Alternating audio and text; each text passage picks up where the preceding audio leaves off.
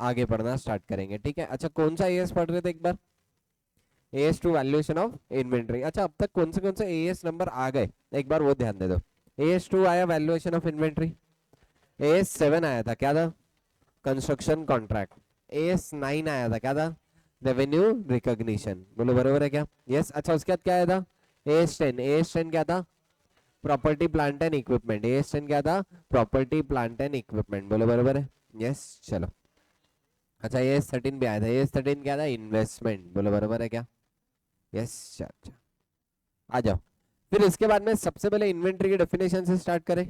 Inventory की definition में सबसे पहले क्या था? कोई भी inventory assets held in use for, सबसे पहले क्या है? Sale in ordinary course of business. बोलो बरोबर है क्या? किसके लिए हेल्ड कर रहा हूँ? सेल करने के लिए बिजनेस में। दूसरा क्या है? कहां पे होल्ड कर रहा हूं? इन प्रोडक्शन प्रोसेस। इन प्रोडक्शन प्रोसेस मतलब डब्ल्यूआईपी, डब्ल्यूआईपी मतलब काम अभी चालू है। बोलो बरोबर है क्या? यस। ऐसा रह सकता है क्या मैंने इन्वेंट्री रॉ मटेरियल तो डाला लेकिन अब तक मेरे को उसमें से आउटपुट नहीं निकला और बीच में 31 मार्च आ गया। बोलो बरोबर है क्या? यस। अच्छा तीसरा क्या था? For consumption in production of goods और सेल ऑफ सर्विसेज। बोलो बरोबर है क्या? तो सर्विसेज देने के लिए कंज्यूम कर रहा हूँ या तो गुड्स प्रोड्यूस करने के लिए कंज्यूम कर रहा हूँ, तो क्या उसको भी इन्वेंट्री बोलूंगा क्या? यस। अच्छा उसके बाद अदर देन तीन चीजें और बात की थी, किसकी किसकी? बोलो। Spares, servicing equipment, stand by equipment. ये तीनों अगर एएस 10 में कवर्ड है और एएस 10 की डेफिनेशन मेट हो गई तो वो एएस 2 में आएंगे क्या? नहीं। लेकिन एएस 10 में कवर नहीं हुए तो एएस 2 में कवर होंगे। बोलो बराबर है क्या? यस। अच्छा नेक्स्ट। अब कुछ चीजें कुछ एक्सक्लूजन्स पढ़े थे अपन ने एएस 2 से, एएस 2 से सीधा सीधा निकाल दिए इनको। सबसे पहले क्या था? Work in progress in case of construction contract. Work in progress in case of construction contract कहां पे डिफाइंड है? एएस 7 में। तो उसके लिए क्या रेफर करूंगा? एएस 7। लेकिन वही कंस्ट्रक्शन कॉन्ट्रैक्ट का रॉ मटेरियल रहा जैसे सीमेंट, ब्रिक्स, वो सब क्या एएस 7 में डिफाइंड है क्या? नहीं। तो उसके लिए क्या रेफर करूंगा? एएस 2। यानी WIP under construction contract is excluded from as 2। बोलो बराबर है क्या? यस। अच्छा सेकंड क्या था? Work in progress in case of services. Services में कोई सर्विस दे रहा हूँ, सर्विस के केस में क्या वर्क इन प्रोग्रेस बोल सकता क्या इतना काम हो गया? नहीं। वो केस में मैंने तुमको बोला प्रोपोर्शनेट कंप्लीशन मेथड लगेगा। एएस 9 अपन रेफर करने वाले हैं। बोलो बराबर है क्या? यस। अच्छा इसके बाद में थर्ड चीज क्या थी? मेरे शेयर्स, डिबेंचर या कोई भी financial instrument as a stock in trade hold कर रहा हूं। एएस सरनी कब लगता है? जब वो मेरी इन्वेस्टमेंट है ना कि स्टॉक इन ट्रेड। लेकिन अगर स्टॉक इन ट्रेड है तो उसको एएस 2 से भी निकाल दिया। और इसके लिए गाइडलाइन क्या बोला था? गाइडलाइन में वैल्यूएशन दी हुई कैसे करना है, कैसे वैल्यूएशन करना है? बोलो। कॉस्ट और fair value which ever is lower. किस पे वैल्यू करना है? कॉस्ट और fair value which ever is lower. बोलो बराबर है क्या? यस। अच्छा यहां तक जाओ। उसके बाद क्या था? Agriculture produce. अब जनरली अपन इन्वेंटरी वैल्यूएशन किस पे करते हैं? कॉस्ट और NRV whichever is lower. लेकिन एक बार बता, एग्रीकल्चर प्रोड्यूस में कॉस्ट हमेशा बहुत ज्यादा कम ही रहेगी क्या? यस। इसलिए बोला हुआ है एग्रीकल्चर प्रोड्यूस, लाइव स्टॉक, ये सबको किस पे अपन वैल्यू करेंगे? हमेशा एनआरवी पे वैल्यू करेंगे। किस पे वैल्यू करेंगे? एनआरवी पे। बोलो बराबर है क्या? अच्छा इसके बाद में इंपॉर्टेंट एस्पेक्ट में सबसे पहला पॉइंट पढ़े थे, इन्वेंट्री वैल्यूएशन का इंपैक्ट किसके ऊपर है? प्रॉफिट पे। कैसे इंपैक्ट पड़ेगा? क्लोजिंग स्टॉक के साथ कैसा रिलेशन है? डायरेक्ट। क्लोजिंग स्टॉक के साथ कैसा रिलेशन है? डायरेक्ट। मतलब क्लोजिंग स्टॉक ज्यादा तो प्रॉफिट ज्यादा, क्लोजिंग स्टॉक कम तो प्रॉफिट कम। केस सिनेरियो लेके एक्सप्लेन भी किया था क्यों हो रहा, ठीक है। अच्छा उसके बाद ओपनिंग स्टॉक के साथ कैसा रिलेशन है? इनवर्स। मतलब ओपनिंग स्टॉक ज्यादा तो प्रॉफिट कम, ओपनिंग स्टॉक कम तो प्रॉफिट ज्यादा। अच्छा कम ज्यादा को क्या बोलते हैं? Under statement, over statement. कम मतलब अंडर स्टेटमेंट, ज्यादा मतलब ओवर स्टेटमेंट। बोलो बराबर है क्या? यस। यहां तक जमा। बोलो रे। ठीक है। नेक्स्ट क्या था? इन्वेंट्री वैल्यूएशन में करता रहा हूं लेकिन इसका डिस्क्लोजर कौन सी मेथड से किया, कहां पे करना है, किसके हिसाब से? कंपनीज एक्ट के शेड्यूल 3 पार्ट 1 के हिसाब से। बोलो बराबर है क्या? यस। अच्छा अब ध्यान देना, मैंने तुमको बोल रहा जनरली दो चीजें अपन ने उस दिन डिस्कस करी थी, एक तो रॉ मटेरियल और एक फिनिश गुड्स। फिनिश गुड्स का मैंने तुमको बताया था, फिनिश गुड्स को वैल्यू किस पे करूंगा? कॉस्ट और NRV whichever is lower. अच्छा इसका रीजन भी एक्सप्लेन किया था क्यों कॉस्ट और एनआरवी, क्योंकि प्रूडेंस कॉन्सेप्ट के अकॉर्डिंगली प्रॉफिट बुक नहीं होना चाहिए लेकिन लॉस है तो बुक होना चाहिए क्या? यस। इसलिए अगर एनआरवी कम है यानी लॉस है, लॉस है तो लॉस बुक होना है, इसलिए एनआरवी वैल्यू करो। बोलो बरोबर है। लेकिन अगर एनआरवी ज्यादा है मतलब प्रॉफिट है, प्रॉफिट है तो अभी बुक करना है क्या? नहीं। इसमें वैल्यूएशन किस पे करो? कॉस्ट पे। अच्छा एक बार बता, इन्वेंट्री के ऊपर कुछ लॉस हुआ, मेरे को अलग से बुक करने की जरूरत है या इन्वेंट्री वैल्यू कम ज्यादा करूं? इन्वेंट्री वैल्यू कम ज्यादा कर दो, ऑटोमेटिक लॉस बुक हो जाएगा। ये भी बताया था क्या? यस। ये तो बात हो गई फिनिश गुड्स की।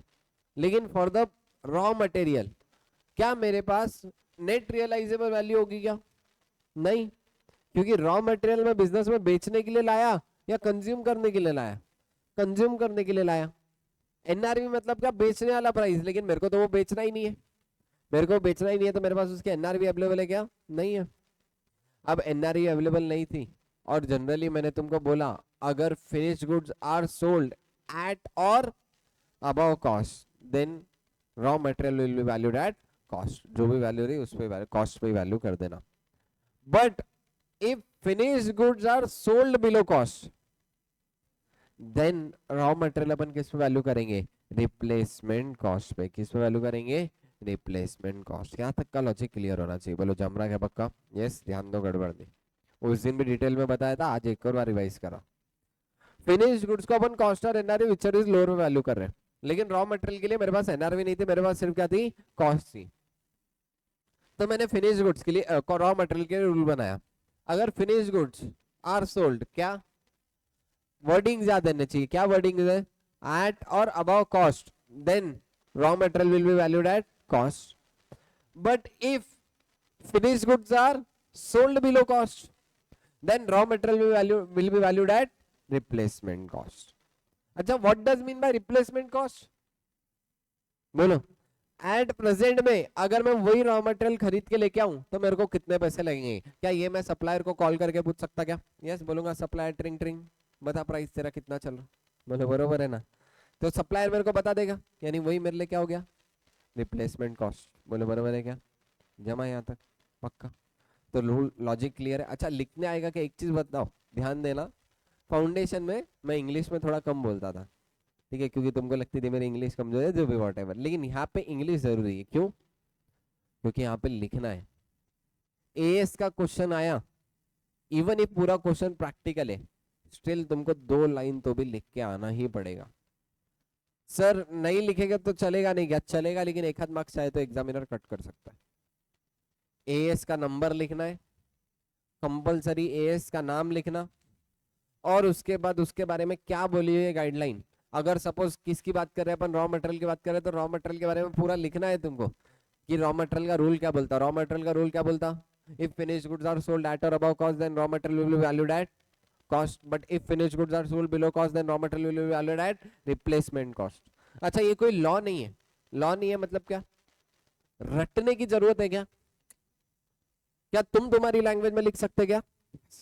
खाली कुछ चीजें अंडरलाइन करके आ जाना, डबल अंडरलाइन करते ना वैसे अंडरलाइन करके आना। क्या क्या वर्डिंग अंडरलाइन करेंगे? एट और above cost, cost, below cost, replacement cost. ये वर्ड तुम्हारे मैच हो गए, एग्जामिनर साहब फुल फेंके वैसा तुम्हारे को मार्क्स फेंक के मारेंगे, ये फुल मार्क्स आते हैं। इसलिए एक ही चीज बोलता, accounting standard is very easy.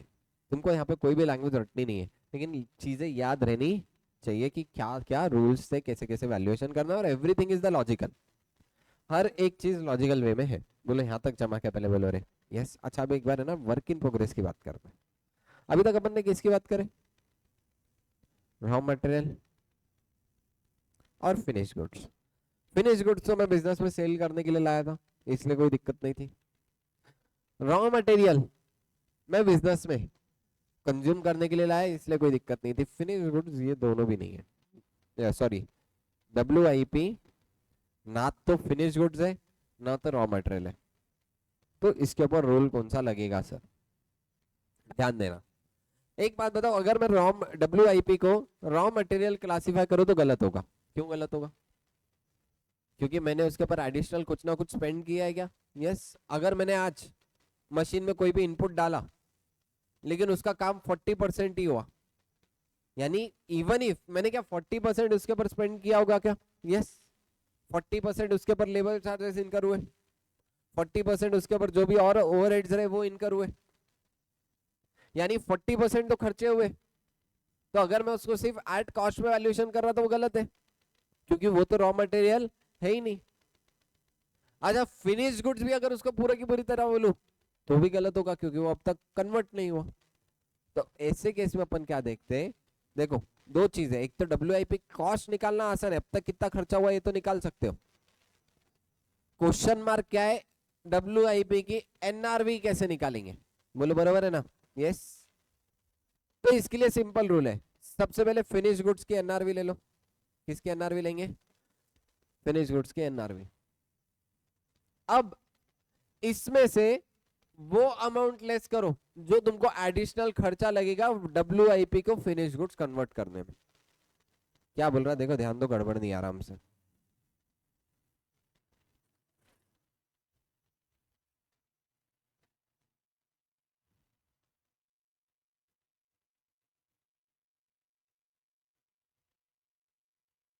कुछ तो खतरनाक बना रहा मैं, ठीक है। ये ट्रक है, लेकिन इसके टायर अब तक लगे नहीं, मान लो ना। अरे मान लिया तो बोलो, ठीक है। अब ये फैक्ट्री में ट्रक बन रही थी, 50% काम हो गया, इंजन विंजन लग गया, लेकिन टायर लगना भी बाकी है, ठीक है। अब ध्यान देना, मैं क्या बोल रहा हूँ, ये ट्रक प्रोसेस बनने का 40% काम हो चुका है, मतलब टोटल ट्रक है 1 लाख की, तो मैंने अब तक 40,000 रुपये खर्चा कर दिया। कितना खर्चा कर दिया, 40,000। अब एक बात बताओ, टोटल ट्रक की कॉस्ट मेरे पास कितनी थी, 1 लाख। टोटल ट्रक को खर्चा कितना आने वाला था, 1 लाख रुपए खर्चा आने वाला था क्या टोटल ट्रक को, यस। लेकिन 1 लाख रुपए में से मैं अब तक खर्चा कितना कर चुका हूँ, 40,000 खर्चा कर चुका हूँ। अब मेरे पास इसकी तो WIP की NRV नहीं है, मैं तुमको क्या बोल रहा हूँ, फिनिश गुड्स की NRV ले लो। किसकी NRV ले लो, फिनिश गुड्स। सपोज मैं बोल रहा हूँ फिनिश गुड्स की NRV है 1.5 लाख रुपए। कितनी है फिनिश गुड्स की NRV, 1.5 लाख।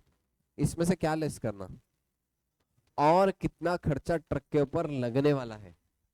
क्या बोल रहा मैं, और कितना, देखो टोटल कॉस्ट कितनी थी ट्रक के ऊपर, 1 लाख का खर्चा लगना था, 40,000 का अब तक हो गया, और कितना लगने वाला है, 60,000 रुपये और खर्चा लगेगा क्या, यस। ये 60,000 को, ये 60,000 को क्या वर्ड बोलते हैं, ध्यान देना, ये 60,000 को बोलते हैं अपन एस्टिमेटेड कॉस्ट ऑफ कंप्लीशन। क्या बोलते हैं, estimated cost of completion. Estimated cost of completion मतलब क्या, मेरे WIP को मैं किस में कन्वर्ट कर दूंगा, फिनिश्ड गुड्स में। बोलो बराबर है, यस। यानी मैंने NRV किसकी लिया, फिनिश्ड गुड्स की। NRV किसकी लिया, फिनिश्ड गुड्स। उसको, उसमें से क्या हटा दिया, एस्टिमेटेड कॉस्ट ऑफ कंप्लीशन हटा दिया। अब वो NRV किसकी बन गई, WIP की। किसकी NRV बन गई, WIP की। बोलो बराबर है क्या, यस। गड़बड़ नहीं, ध्यान से आराम से, ठीक है, one by one, step by step. देखो अपन किसकी बात कर रहे हैं, अरे किसकी बात कर रहे हैं, WIP की बात कर रहे हैं। किसकी बात कर रहे हैं, WIP। अब WIP में ध्यान देना, गड़बड़ नहीं। मेरे पास रॉ मटेरियल के लिए कॉस्ट और रिप्लेसमेंट कॉस्ट थी, फिनिश्ड गुड्स के लिए क्या क्या है, कॉस्ट और NRV है। बोलो बराबर है। लेकिन WIP के लिए कुछ भी नहीं था, इसलिए मैंने क्या बोला, WIP के लिए किसकी NRV ले लो, फिनिश गुड्स की NRV ले लो। लेकिन वो तो फिनिश गुड्स की है, और WIP में अभी भी काम होना बाकी है, तो जितना काम होना बाकी है उसकी कॉस्ट हटा दो। यानी इसी को अपन क्या बोलते हैं, वर्डिंग बोलो रे, वर्डिंग आनी चाहिए, क्या बोलते हैं, estimated cost of completion. Estimated cost of completion मतलब क्या, और कितना खर्चा लगेगा WIP को फिनिश गुड्स में कन्वर्ट करने में। बोलो बराबर है क्या, यस। क्या बोल रहा, गड़बड़ नहीं, आराम से ध्यान से देखो। एस्टिमेटेड कॉस्ट ऑफ कंप्लीशन मतलब क्या, वो खर्चा जो किसको किस में कन्वर्ट करने में लगेगा, WIP से फिनिश गुड्स, वो मेरे फिनिश गुड्स की NRV में से हटा दो। तो मेरे पास किसकी NRV बचेगी, वर्क इन प्रोग्रेस की NRV बचेगी।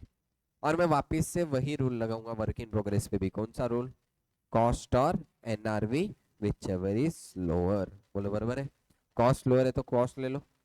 NRV कैसे निकाले, फिनिश गुड्स की NRV लेके एस्टिमेटेड कॉस्ट ऑफ कंप्लीशन हटा दिया, बची किसकी NRV, वर्क इन प्रोग्रेस। तो वर्क इन प्रोग्रेस की NRV, वर्क इन प्रोग्रेस की cost which ever is lower वाला, वही रूल लग गया क्या, यस। यानी अलग रूल किसके लिए था, रॉ मटेरियल के लिए। अलग रूल किसके लिए था, रॉ मटेरियल के लिए। बोलो बराबर है क्या, यस। देखो 3 तरीके की इन्वेंट्री थी, क्या क्या, एक बार बोलो। Raw material, work in progress, finish goods. Raw material का रूल क्या है? If finish goods are sold at और above cost then raw material will be valued at cost, but if finish goods are sold below cost then raw material will be valued at replacement cost. Finish goods का rule क्या है? Cost और NRV whichever is lower. बोलो बराबर है। Work in progress का rule क्या है? कॉस्ट और NRV whichever is lower.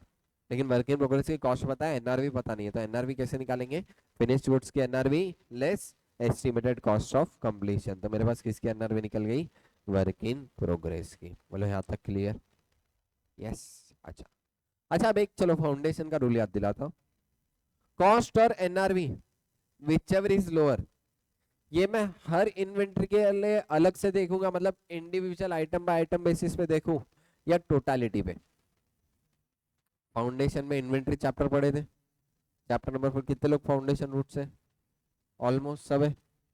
बोलो बराबर है। यस, फाउंडेशन में एक चैप्टर था इन्वेंटरी, चैप्टर नंबर 4, वहां पे इन्वेंटरी वैल्यूएशन का एक क्वेश्चन भी था। कॉस्ट और एनआरवी व्हिचएवर इज लोअर, मैं टोटालिटी पे देखता या individual item by item basis? Individual item by item basis पे। बोलो बराबर है क्या? यस।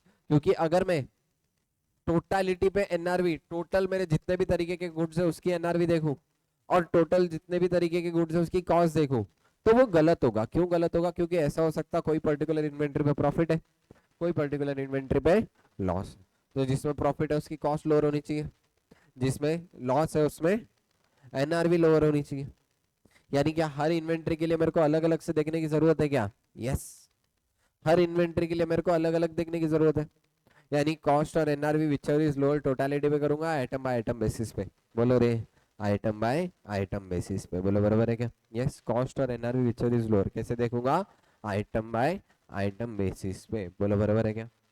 यस। जमा, इधर ध्यान दो, आजा।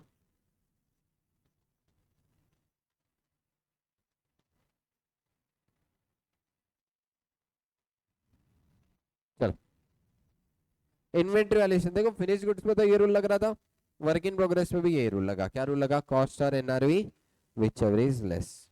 अब देखो यहाँ पे the cost and net cost comma net realizable inventory value of two items that company has in inventory are given below। देखो आइटम 1 है 50 45, इन्वेंटरी वैल्यूएशन कितने में करूंगा? कॉस्ट और एनआरवी विच इज लोअर मतलब 45, ठीक है। आइटम 2 20 24 20, किस पे करूंगा? 20 पे। क्यों? क्योंकि कॉस्ट और एनआरवी विच इज लोअर। अच्छा एक बात बताओ, 70 69 दोनों का लोअर लूं या इसकी टोटल लूंगा? उसकी टोटल। अच्छा यहाँ पे नीचे स्पेस है, नोट लिख दो, नोट लिखो।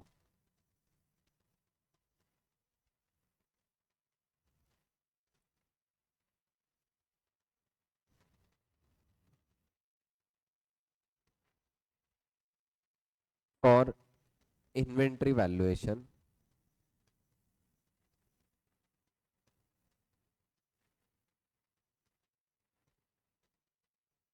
For inventory valuation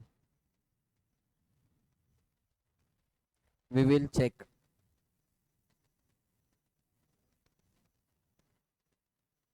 we will check cost or NRV whichever is lower,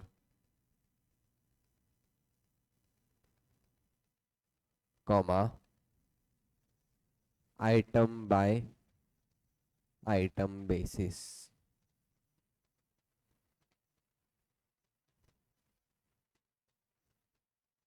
चलो जमा क्या? नोट्स मेरे नहीं मिले?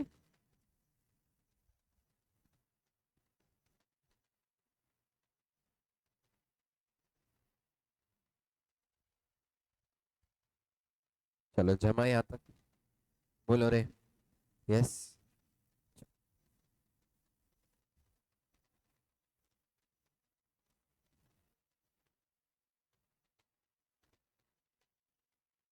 एक बार क्वेश्चन बैंक पे आओ, ये वाला क्वेश्चन देखो।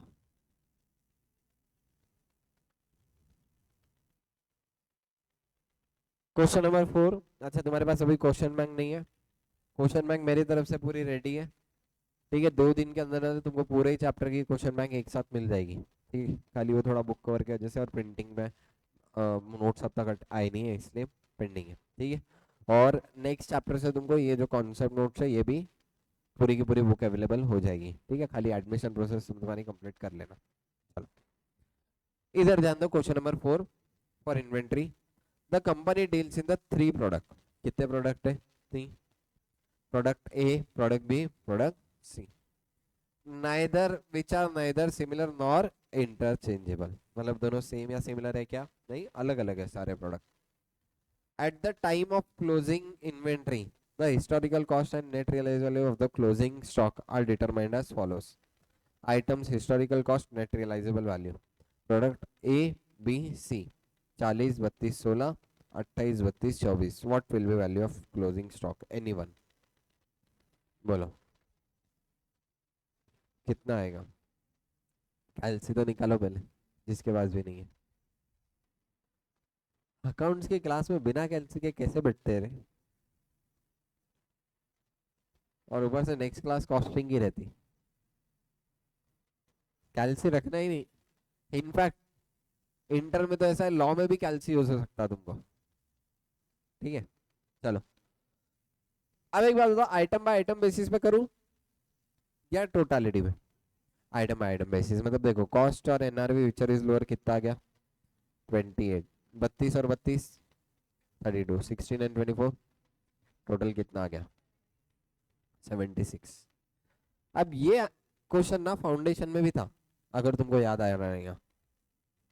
ठीक है, एग्जैक्ट सिमिलर था, लेकिन वहां पे अपन सिर्फ 76 लिख के छोड़ देते थे। यहाँ पे छोड़ सकते क्या?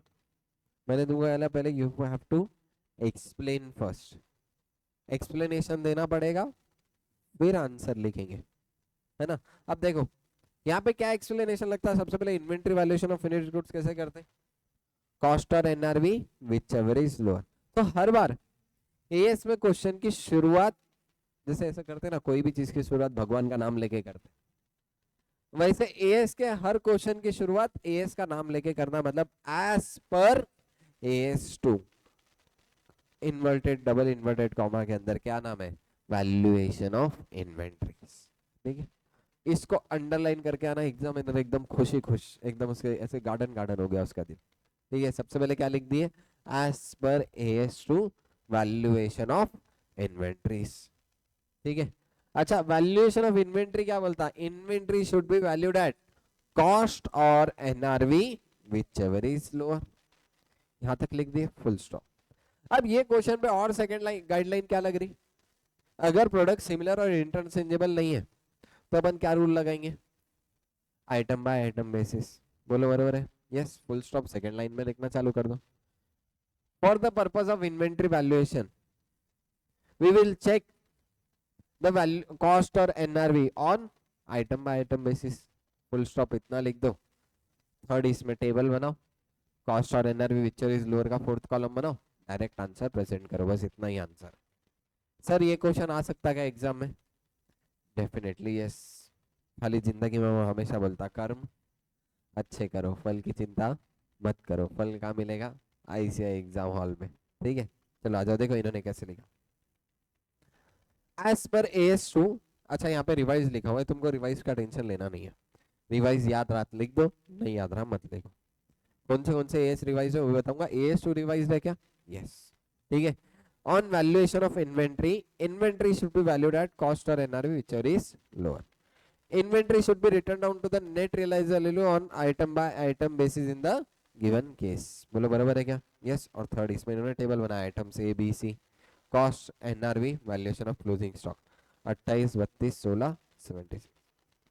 अब बहुत लोग है ना यहाँ तक टेबल बना के छोड़ देते। एएस के क्वेश्चन में ना फॉर्मेट है, तुमको क्लोजर भी देना है, क्लोजर भी देना है, मतलब पूछा कहाँ से था? क्या तुमको टेबल पूछा था? क्या क्वेश्चन में पूछा क्या था? What will be value of closing stock, तो तुमको लिख के आना पड़ेगा क्या? यस, क्या लिख के आना पड़ेगा? Hence closing stock will be valued eight 76 rupees. बोलो बराबर है क्या? किस पे वैल्यू करेंगे क्लोजिंग स्टॉक को? 76 लाख पे। बोलो बराबर है क्या? यस, जमा यहाँ तक। यानी एएस में लिखने का क्या हो गया? क्या सबसे पहले डायरेक्ट न्यूमेरिकल से चालू करना है क्या? नहीं, सबसे पहले भगवान का नाम मतलब एएस का नाम नंबर, क्वेश्चन के रिगार्डिंग प्रोविजंस एक्सप्लेन करो, फिर उसके बाद तुम्हारा न्यूमेरिकल टेबल टेबुलर फॉर्मेट जो भी है प्रेजेंट कर दो, और उसके बाद कंक्लूजन भी देके आना है। बोलो बराबर है क्या? चलो निकालो नोटबुक, लिखो क्वेश्चन नंबर 4।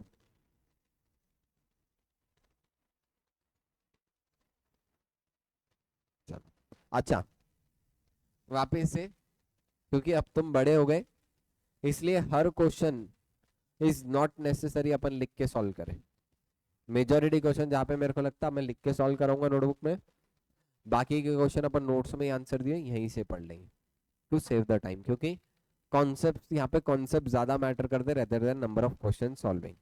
ठीक है, सो वी विल फोकस जहाँ पे नेसेसरी है वहां पे अपन लिख के देखेंगे, जहाँ पे नेसेसरी नहीं है वहां पे सिर्फ क्वेश्चन बैंक में से आंसर पढ़ लेंगे। ठीक है, चलो लिखो यहाँ पे किस से स्टार्ट करना था, एज पर AS2 लिखो। ये नहीं रे, आंसर लिखो ना, बोल रहा ना, एज पर AS2, रिवाइज भी लिख दो लगे तो ब्रैकेट में, और double inverted comma, double inverted में ही एएस का नाम हमेशा डबल इन्वर्टेड में लिखना।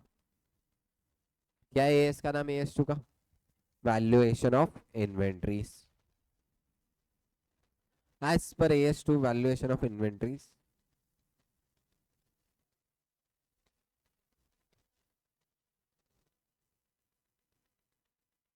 Comma, inventory should be valued at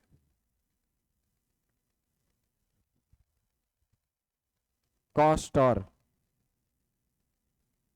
inventories should be valued at cost or NRV, whichever is lower, full stop. Second line, in the given case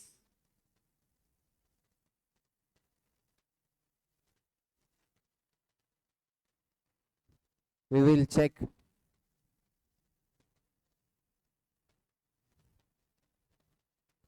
NRV। NRV तुम short form में मत लिखो, पूरा लिखो। NRV मतलब क्या? Net realisable value on item by item basis, on item by item basis. चलो जमा, बोलो यस, ठीक है, तो लिख दो ये वाला table same. Lines tables draw करने की जरूरत है क्या?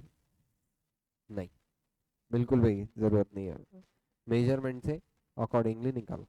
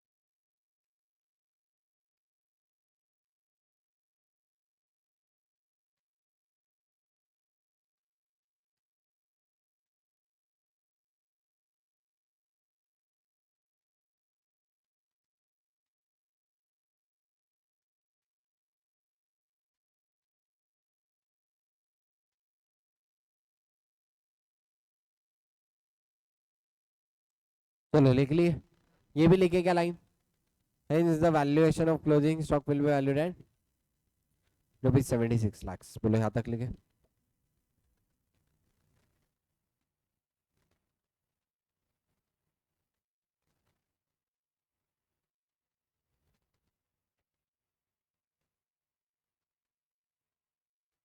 चलो एक बार एक क्वेश्चन पढ़ो।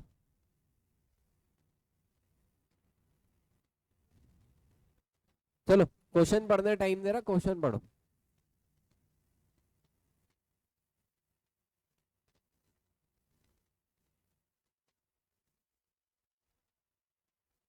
और कैलसी पे वैल्यू ऑफ इन्वेंटरी निकालो टोटल। Let's see.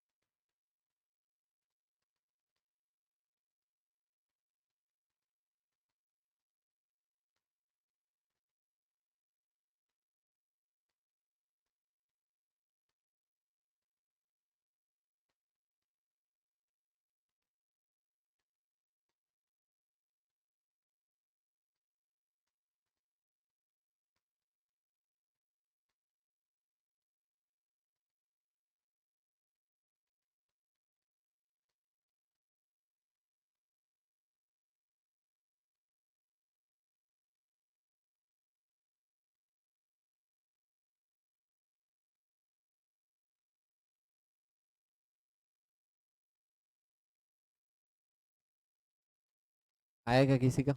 हाँ 6,24,000। चलो फर्स्ट आंसर आ गया। और वही आया।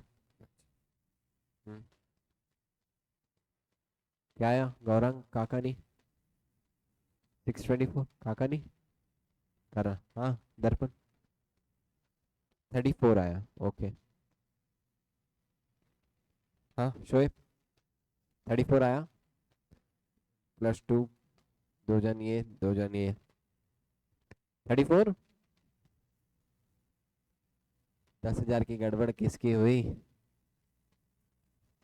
हाँ हाँ सुमेर इधर पीछे से बोला कितना। करो करो करो करो आराम से। 624 गर्ल्स बोल रहे 624, बॉयज बोल रहे 634।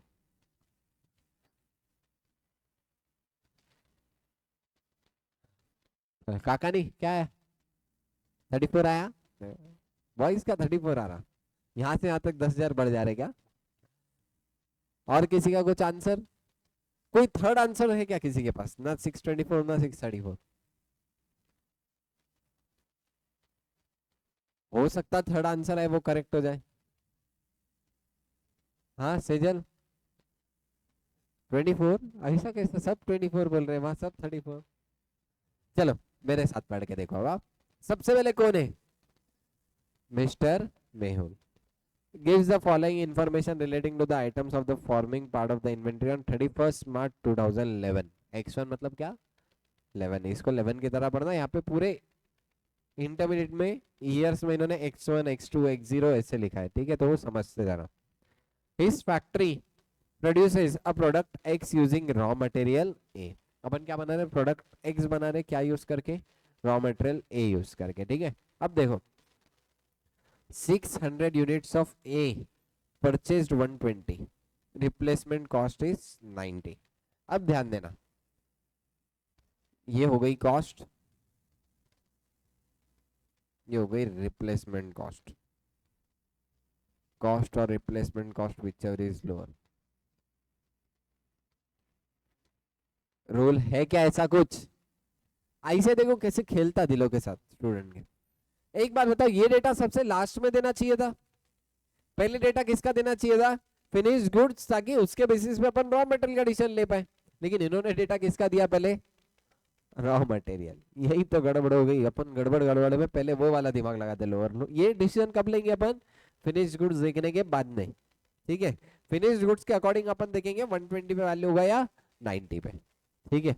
अच्छा 500 units of partly finish goods in the production process. Partly in production process मतलब वर्क इन प्रोग्रेस है, बोले बराबर है, yes. Producing X and cost incurred till date कितना है, 260 पर यूनिट है, बोले बराबर है, यस। अब तक कॉस्ट कितनी इनकर कोई, 260 पर यूनिट। अच्छा एडिशनल कॉस्ट कितनी होगी, 60, तो 260 प्लस 60 करूंगा क्या, बोलो 320 तो नहीं होगा ना। अपने लिए कॉस्ट क्या होगी, सिर्फ 260 कॉस्ट होगी। ये 60 का क्या काम आएगा, फिनिश गुड्स की एनआरवी में से माइनस होगा। ये 60 कहां से माइनस होगा, फिनिश गुड्स की एनआरवी में से। डब्ल्यूआईपी की एनआरवी कैसे निकालते अपन, फिनिश गुड्स की एनआरवी लेंगे, उसमें से एस्टिमेटेड कॉस्ट ऑफ कंप्लीशन हटा दो। कितनी थी estimated cost of completion, additional 60 रुपए, बोलो बराबर है क्या, यस। अच्छा फिनिश गुड्स की यहाँ पे एनआरवी दी है, देखो expected selling price of product tax कितना है, 300। इसमें से एस्टिमेटेड कॉस्ट ऑफ कंप्लीशन कितनी है, 60, यानी कितना आ गया 240। ये हो गई एनआरवी, ये हो गई कॉस्ट। किस पे वैल्यू करूंगा, बोलो किस पे वैल्यू करूंगा, एनआरवी पे वैल्यू करूंगा क्या, यस, क्योंकि कॉस्ट आ रही 260, एनआरवी आ रही 240। अच्छा एनआरवी 240 कैसे निकाला, 300 लिया फिनिश गुड्स का सेलिंग प्राइस, उसमें से क्या निकाल दिया 60 रुपीज एडिशनल कॉस्ट थी। देखो क्या है, देखो this units can be finish next year by incurring additional cost, यानी और 60 रुपए का एक्स्ट्रा खर्चा आगे लगने वाला है। तो वो फिनिश गुड्स के एनआरवी में से हटा दो, फिनिश गुड्स के एनआरवी 300, 60 हटा दिया तो बचा कितना 240। 240 कितने यूनिट्स थे 500, तो 240 इंटू 500 कितना हो गया 240 इंटू 500, 1,20,000। ये किसकी वैल्यू हो गई, डब्ल्यूआईपी। अच्छा फिनिश गुड्स की कॉस्ट कितनी है 320, एनआरवी कितनी है 300, क्या लूंगा कॉस्ट और एनआरवी विचर इज लोअर। क्या है एनआरवी लोअर है, यानी 300 और यूनिट कितने हैं 1500, 300 इंटू 1500 कितना आ जाएगा, कितना 4,50,000। अब एक बात बताओ, फिनिश गुड्स की कॉस्ट कितनी थी 320, finish goods are sold at और अबव कॉस्ट, या फिर finish goods are sold at below cost. Below cost, क्योंकि देखो कॉस्ट है 320, सेलिंग प्राइस है 300, यानी फिनिश गुड्स अपन बिलो कॉस्ट पे सेल कर रहे हैं। whenever finished goods are sold at below cost, then raw material will be valued at replacement cost।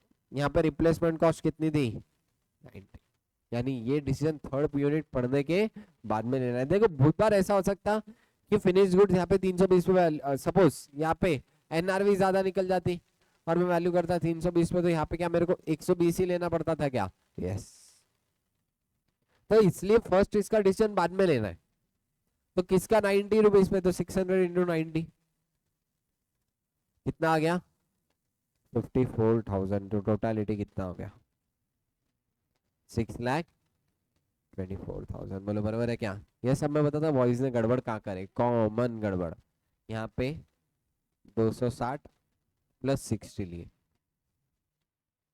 Accidental area है, ए स्क्वायर मार्क करना, मैंने तुमको बताया एडिशनल कॉस्ट जो इनकर होने वाली है एस्टिमेटेड कॉस्ट ऑफ कंप्लीशन, ये अपन टोटल कॉस्ट में ऐड करते हैं या फिनिश गुड्स के एनआरवी में से लेस करते हैं, फिनिश गुड्स के एनआरवी में से लेस करेंगे। तो तुमने ऐड क्या सोच के कर दिए, बताया ना मैंने, estimated cost of completion less होगी, तो तुम 260 में ऐड करके फिर एनआरवी से कैसे कंपेयर कर रहे हो, तो गलत हो गया।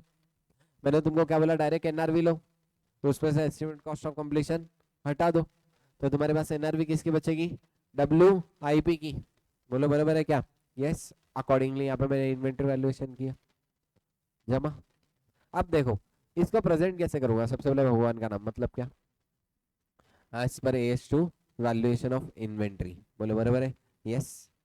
Finish goods are valued at cost और एनआरवी व्हिचएवर इज लोअर, बोलो बराबर है। WIP work in progress will be also valued at cost और NRV whichever is lower. However, to calculate NRV of WIP, we will deduct estimated cost of completion from NRV of finished goods. बोलो बराबर है. Full stop. Next line. Raw material के क्या था? Raw material will be valued at cost if finished goods are sold at or above cost. Raw material will be valued at replacement cost if finished goods are sold below cost.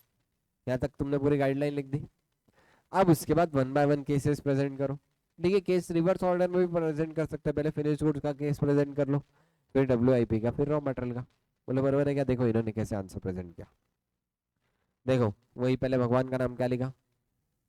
AS per AS2 valuation of inventory. Material supply held for use in production of inventory are not written down below cost if finished goods in which they will be incorporated are expected to be sold at or above cost. However, when there has been decline in price of the material and it is estimated the cost of finished goods will exceed the net realizable value, the materials are written down to the net realizable value. ये थोड़ी complicated language होगी. क्या अपन अपनी आम भाषा में भी लिख सकते क्या? यस, डेफिनेटली लिख सकते हैं. कोई जरूरत नहीं, खाली तुम्हारी मैच हो, क्या लाइंस मैच होनी चाहिए. ये लाइन मैच हो जाएगी अपनी. बोलो बराबर है. ये लाइन मैच हो जाएगी क्या? Yes. In such circumstances, replacement cost of material may be best available to the net realizable value. बोलो बराबर है. यस, ठीक है. चलो अब यहाँ पे इन्होंने वैल्यूएशन ऑफ इन्वेंट्री करके बताया केस बाय केसेस. सबसे पहले किसका लिए? रॉ मटेरियल का. रॉ मटेरियल को वैल्यू किस पे करेंगे? 90 पे. उसके बाद पार्टली फिनिश गुड्स को वैल्यू किस पे करूंगा? बोलो 240 पे. अच्छा, फिनिश गुड्स को वैल्यू किस पे करूंगा? बोलो बोलो किस पे? 300 पे. उसके बाद इन्होंने टेबल बनाए वैल्यूएशन ऑफ टोटल इन्वेंट्री का. बोलो बराबर है क्या? यस, जमा पक्का. चलो एक काम करेंगे, लिखना चालू करेंगे. आज पहले थ्योरी लिखा देता. एज पर AS2 रिवाइज्ड. क्वेश्चन नंबर बताऊं क्या?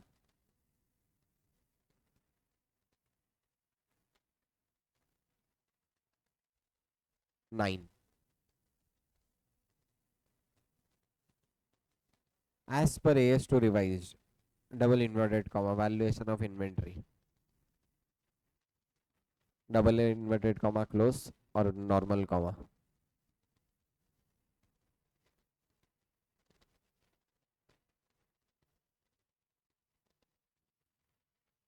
Inventory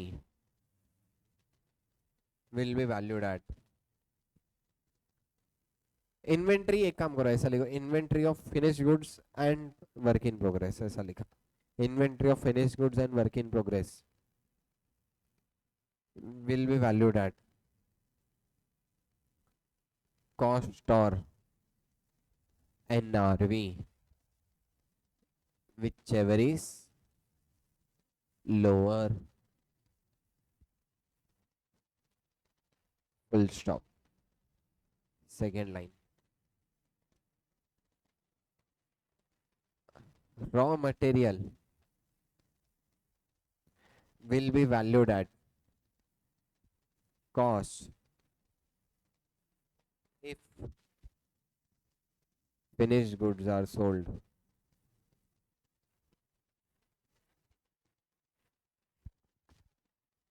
at or above cost.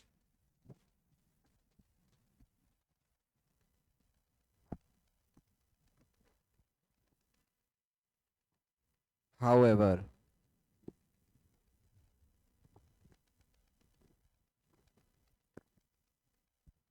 if finished goods are sold below cost, then raw material will be valued at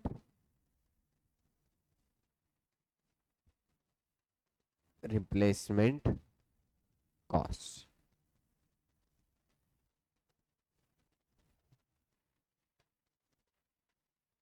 Full stop. यहाँ तक जमा. बोलो यस. तो ये वाली लाइन लिखो, hence the valuation will be done as under.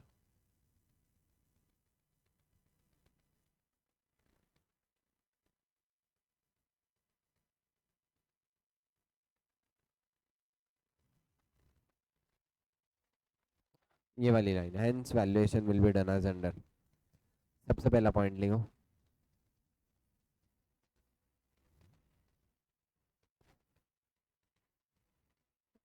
Raw material, यही copy कर लो, raw material will B,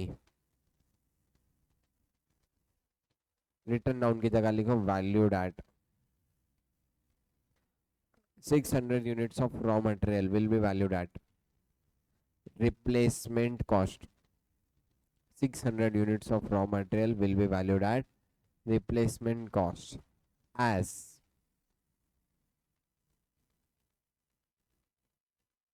market value, market value slash, slash मालूम ना, ऐसे slash NRV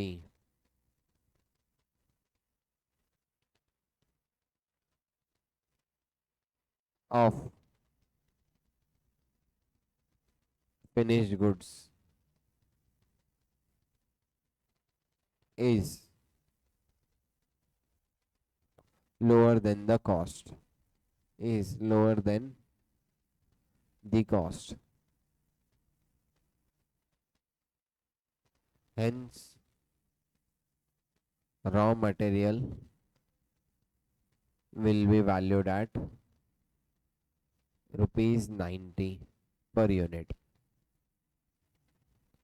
Rupees 90 per unit. Jama. Point number 2. 500 units of partly finished goods will be valued at rupees 240 per unit. Rupees 240 per unit. That is lower of cost,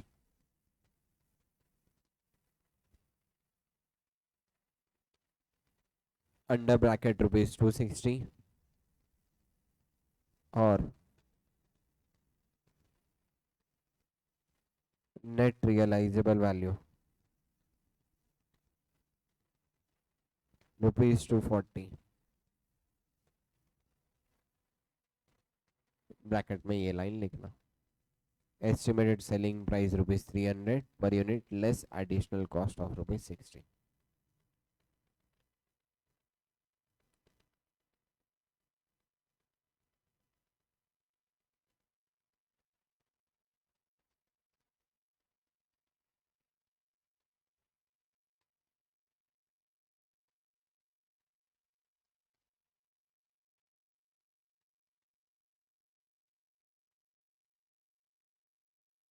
third point हो गया यहाँ तक।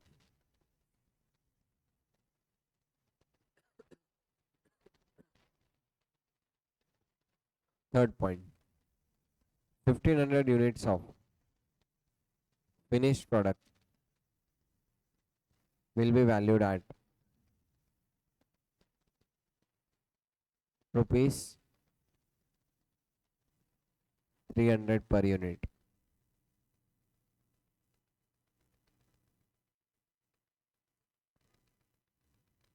That is lower of cost, under bracket rupees 320, or net realizable value under bracket rupees 300.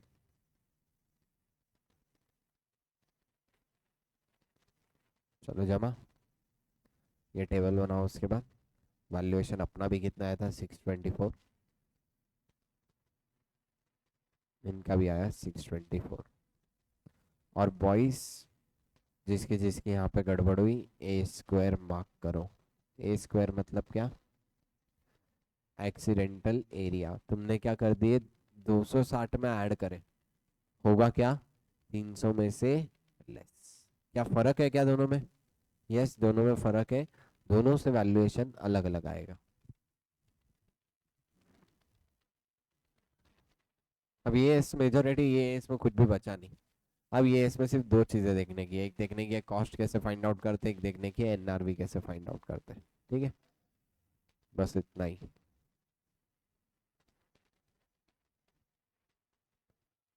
Intermediate advance account topper जो है वो 85 marks पे, 100 out of 85।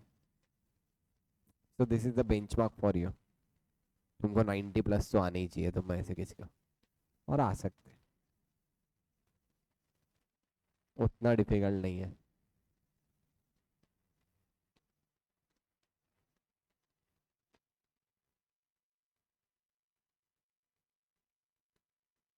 अच्छा अब की बार जिसमें भी एडवांस अकाउंट का पेपर पहला पेपर था टफ आया था, मतलब ग्रुप 1 में targeted paper was advance account. Majority बच्चों का जहाँ पे एग्रीगेट गया या स्कोर गया वो सब्जेक्ट खाया advance account and law. Advance account was targeted, target रहने के बाद टॉपर 85 पे। और आई डोंट थिंक तुम्हारे अटेम्प्ट में टारगेट होगा।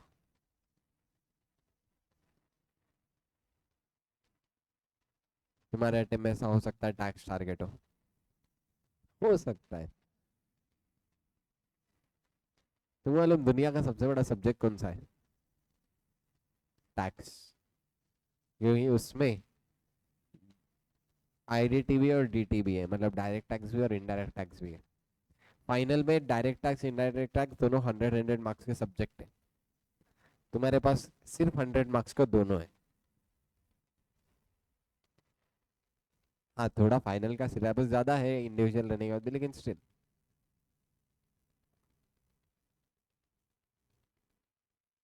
चलो जमा।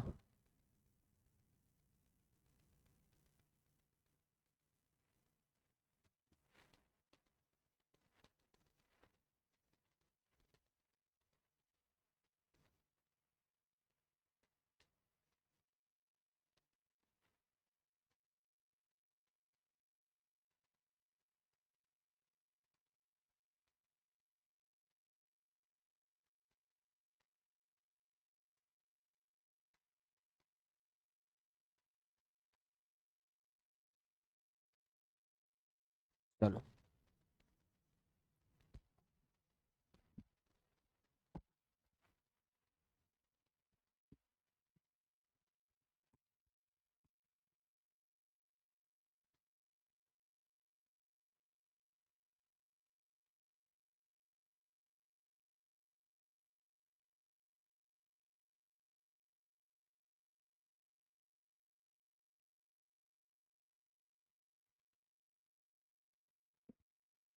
10 बजे की क्लास को इतनी लेट आ रहा, 7 बजे रहेंगे जब कैसे आएगा? 7 बजे की क्लास रहती। स्वप्निल सर कभी कभी आए तो 5 बजे भी लेते, कभी कभी रोज नहीं लेकिन लेते सर 5-6 बजे सर के इच्छा अनुसार।